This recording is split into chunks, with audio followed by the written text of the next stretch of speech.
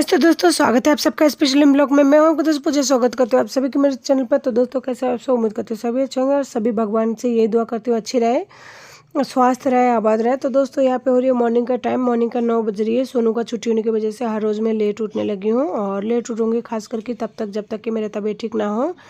मैं यहाँ पे सबसे पहले उठ के पानी वगैरह भर के जो है काम मेरा आधा कंप्लीट हो चुका है। अब रसोई में जो है सबसे पहले बच्चों के खाना बनाने वाली हूँ। यहाँ पे मैं ले रखी थी एक प्याज, 2 मीडियम आकार के टमाटर। एक्चुअली पनीर बनाऊंगी, देख सकते हैं वो 200 ग्राम वाला पनीर का पैकेट है ना, ये लेके मैं रख रखी हूँ ताकि फ्रिज में से निकलने के बाद में थोड़ा सा नॉर्मल टेम्परेचर पर आ जाए, उसके बाद में बनाने वाली हूँ। तो इजिली जो है मेरा टमाटर और प्याज बिल्कुल ग्रेट हो चुकी है। अदरक वगैरह मेरे पास है नहीं फिलहाल, इसलिए डालूंगी नहीं, तो छिलकों को हाथों हाथ हटा दिया है। और यहाँ पे मैं लेके आई थी पुदीना। तो पुदीना जो है साल भर के लिए मैं हमेशा स्टोर करती हूँ। तो ये रात को लाने के बाद मैंने इसी तरह रखी थी क्योंकि छांटने का टाइम नहीं मिला था। उसके बाद में आ रही थी बाहर से लाठी की आवाज़, क्योंकि बच्चे बाहर खेल रहे हैं।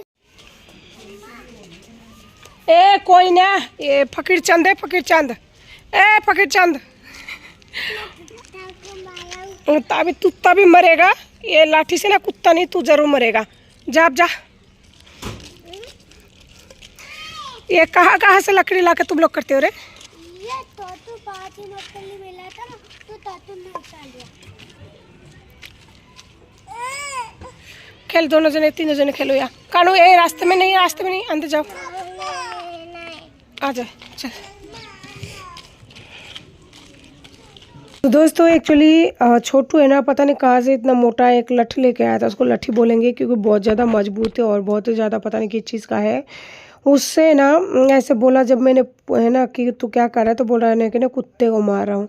तो मैं उसे यही बोला कि कुत्ता ज़रूर मरेगा तेरे इस लाठी से, लेकिन तू ही मर जाएगा कुत्ते की जगह पे।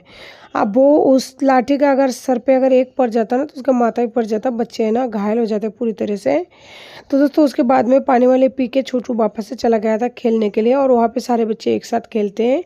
यहाँ पे मैं सब्जी बना रही थी, तो तेल डाल दिया सरसों का तेल से बनाने की इच्छा हो रही थी और बच्चों का खाना है तो सरसों का तेल ही सही रहती। तो मैंने उसमें जीरा डाल दिया और प्याज टमाटर जो ग्रेट करके रखी थी उसे डाल दिया है।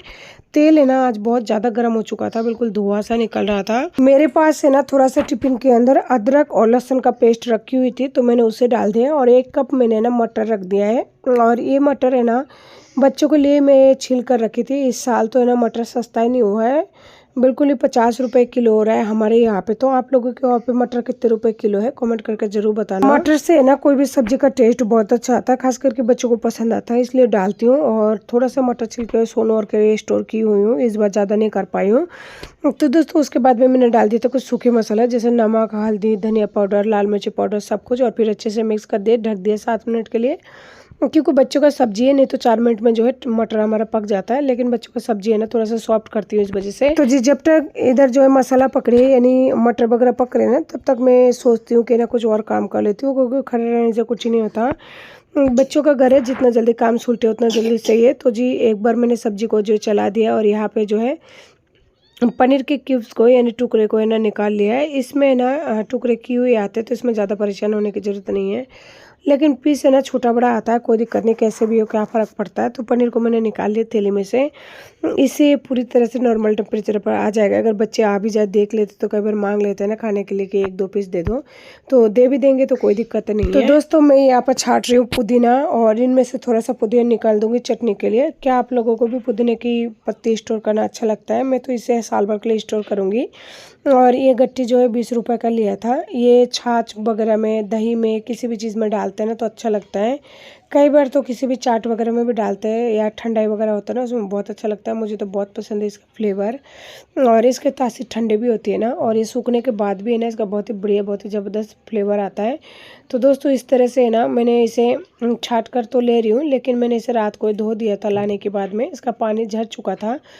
और गर्मी मतलब आजकल इतना ज़्यादा पड़ चुकी है ना कि इसे बाहर सुखाने की ज़रूरत नहीं, मेरे पास जगह भी नहीं है और सुखाने की ज़रूरत भी नहीं है।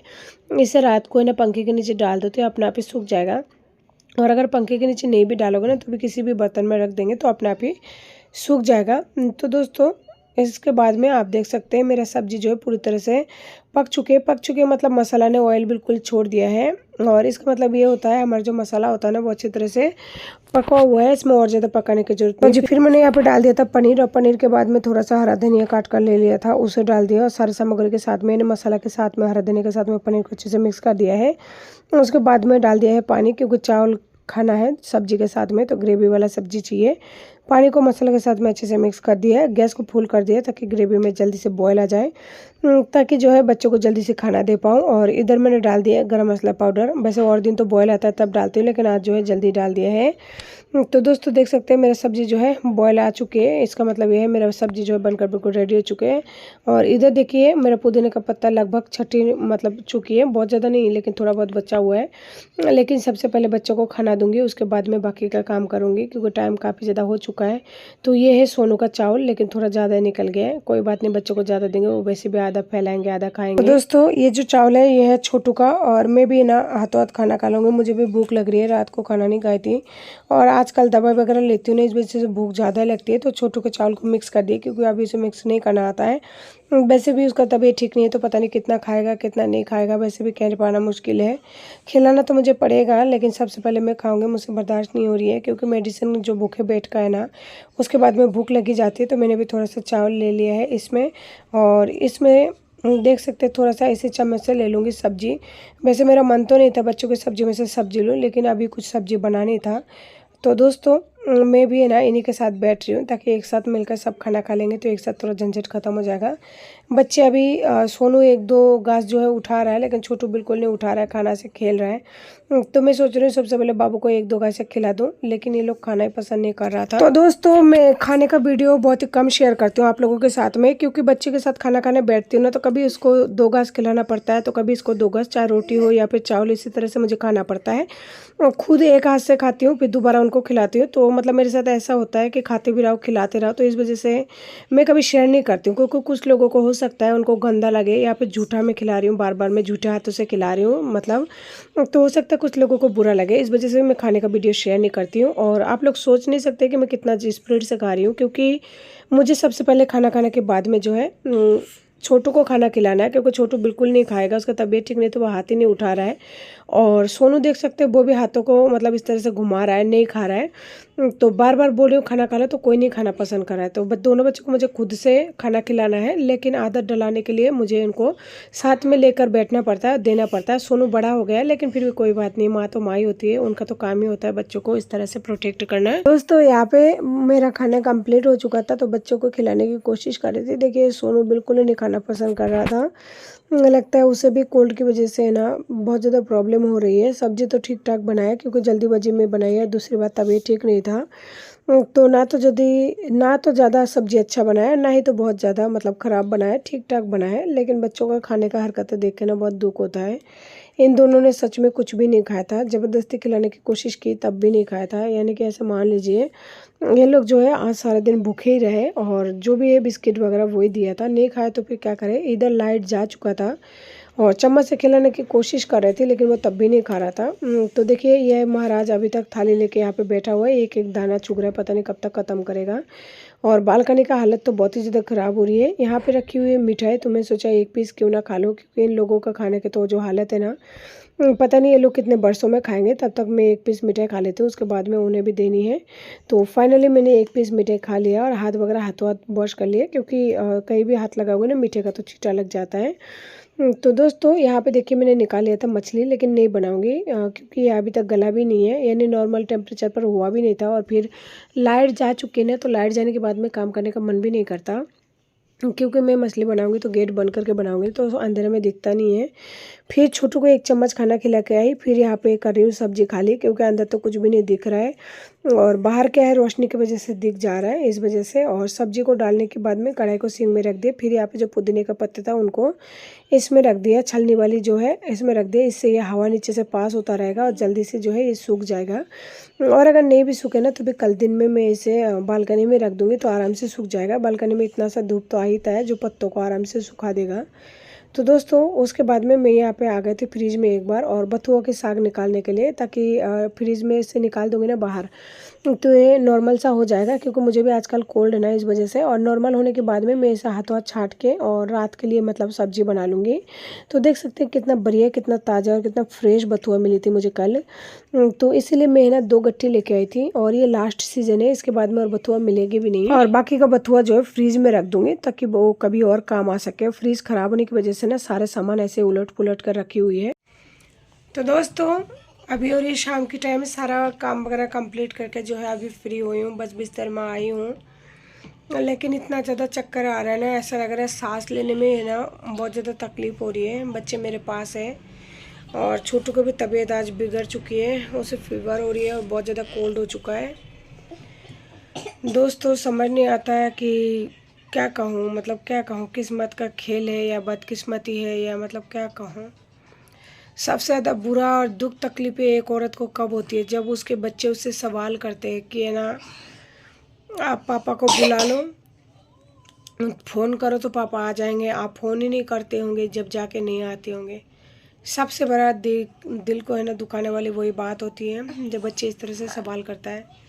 छोटू आज रो रहा था बहुत ज़्यादा कि ना पापा को बुला लो, लेकिन उसे कैसे समझाऊं कि पापा कभी नहीं आएंगे, वो नहीं आएंगे। वो बहुत छोटा है, उसे नहीं समझा सकती मैं, क्योंकि उसके माइंड में ये बात बैठेगा ही नहीं कि एक्चुअली हो क्या रहा है, उसे नहीं समझ आएगा। बहुत ज़्यादा तकलीफ़ में हो जाती हूँ बच्चे जब इस तरह के सवाल करते हैं ना। पहले छोटू नहीं करते थे, 2-4 दिन से करने लगा है, तो बहुत ज़्यादा तकलीफ़ में हूँ। और उसका आज तबीयत ठीक नहीं है ना, इस वजह से वो पापा को बहुत ज़्यादा याद कर रहा है, लेकिन उसका कमी मैं पूरा नहीं कर सकती, उसे नहीं समझा सकती कि है ना आप पापा को इस तरह याद मत किया करो। बेटा पापा को याद नहीं करते बेटा, मम्मा है ना आपके पास में। पापा तो चाहिए। वो एक ही सवाल कर रहा है, बार बार में एक ही बात बोल रहा है, पापा तो आ जाएंगे, पापा तो आ जाएंगे। लेकिन उसे कैसे समझाऊं मैं कि है ना पापा नहीं आएंगे। वो बार बार बोल रहा है पापा तो आ जाएंगे, पापा तो आ जाएंगे, उनको फ़ोन करो, उनको फ़ोन करो। इसकी वजह से है ना, इसकी वजह से जब से बच्चा बोल रहा है, तो एक माँ के लिए कोई भी चीज़ हार या जीत या फिर कोई भी चीज़ नुकसान या घाटा नहीं होता, खास करके तब जब बच्चे का कोई फरमाइश हो।